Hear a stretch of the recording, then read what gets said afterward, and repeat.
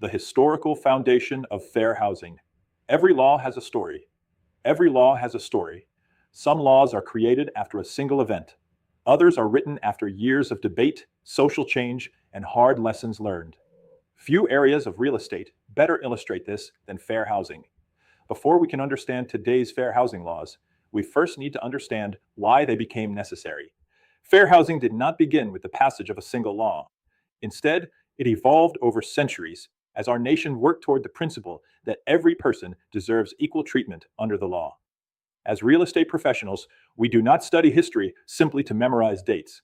We study history because it helps us understand why fair housing laws exist, why they continue to evolve, and why compliance is one of our most important professional responsibilities.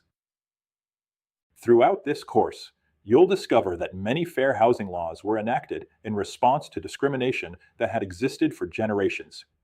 Understanding that history helps us better serve our clients today. The birth of a new nation. The United States declared its independence in 1776 with the adoption of the Declaration of Independence. In that document, our nation's founders proclaimed that all people are created equal and possess certain unalienable rights. 11 years later, delegates gathered in Philadelphia for the Constitutional Convention of 1787 to draft the United States Constitution. Their goal was to create a stronger national government while balancing the interests of the individual states. The Constitution established the framework for our government, but it did not immediately guarantee equal rights for everyone living in the United States. Many of the protections Americans enjoy today would come later through constitutional amendments, federal legislation, and decisions by the courts. Like many nations throughout history, the United States continued to grow, learn, and improve its legal system over time. A nation still defining equality. One of the greatest contradictions in early American history was the difference between our nation's ideals and its reality. While the Declaration of Independence proclaimed equality, many individuals, including women, Native Americans, and enslaved Africans, did not enjoy the same legal rights as white male property owners. Enslaved Africans were forcibly brought to America, where their labor became central to the nation's early agricultural economy. Yet they were denied freedom, citizenship, and many of the rights described in the Declaration of Independence. Understanding this contradiction helps explain why future generations continued working to expand civil rights and equal protection under the law. As you'll see throughout this course, fair housing laws did not appear overnight. They are the result of decades of legal reform designed to ensure equal opportunity in housing. The Three-Fifths Compromise, one of the most difficult debates during the Constitutional Convention, involved representation in the newly created House of Representatives. Representation would be based upon each state's population. Southern states wanted enslaved individuals included in their population totals, because doing so would increase their representation in Congress.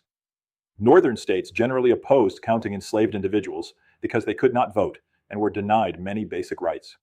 After lengthy debate, the delegates reached what became known as the Three-Fifths Compromise, found in Article 1, Section 2 of the United States Constitution. The compromise provided that, for purposes of congressional representation and direct taxation, enslaved persons would be counted as 3/5 of a person.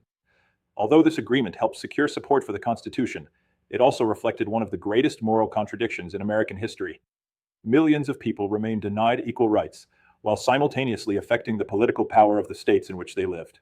Following the Civil War, the 13th Amendment abolished slavery, while the 14th Amendment established birthright citizenship and guaranteed equal protection under the law.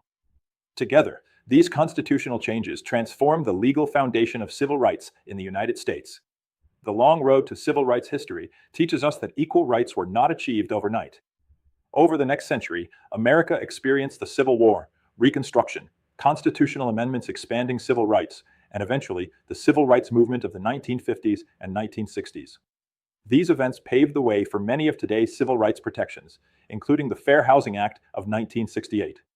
As real estate professionals, it's important to recognize that fair housing laws were created to ensure housing decisions are based on legitimate qualifications, not on race, color, religion, sex, disability, familial status, national origin, or other protected characteristics established by federal or Arizona law. Throughout this course, we'll explore how these protections continue to shape every real estate transaction, why this history matters. You may be wondering why a fair housing course begins with events that occurred more than 2 centuries ago. The answer is simple. Every fair housing law has been shaped by history. Understanding where discrimination originated helps us appreciate why equal access to housing is one of the cornerstones of our profession today. As Arizona real estate licensees, we have both a legal and ethical responsibility to provide equal professional service to every consumer. Fair housing compliance is not simply about avoiding complaints or lawsuits. It is about protecting one of the most fundamental rights every individual possesses: the opportunity to obtain housing without unlawful discrimination. The history you've learned in this lesson serves as the foundation for everything we'll study throughout the remainder of this course. One of the easiest ways to reduce fair housing risk is to develop consistent business practices. Ask every client the same qualifying questions, provide the same level of service, document your communications, and follow your brokerage's written policies. Consistency is one of the strongest fair housing risk management tools available to every Arizona real estate professional. Online discussion question. Why is it important for today's real estate professionals to understand the historical events that eventually led to the Fair Housing Act? Answer. Understanding history helps real estate professionals recognize why fair housing laws exist and reinforces the importance of providing equal professional service to every consumer. It also demonstrates how discrimination shaped many of today's legal protections. Question. How did the Three-Fifths Compromise influence the future development of civil rights in the United States? The Three-Fifths Compromise reflected unequal treatment under the law and highlighted the nation's early struggle with equality.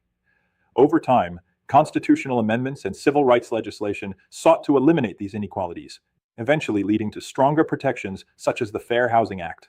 Question. What are some practical ways an Arizona real estate licensee can demonstrate fair housing compliance in everyday business? Answer.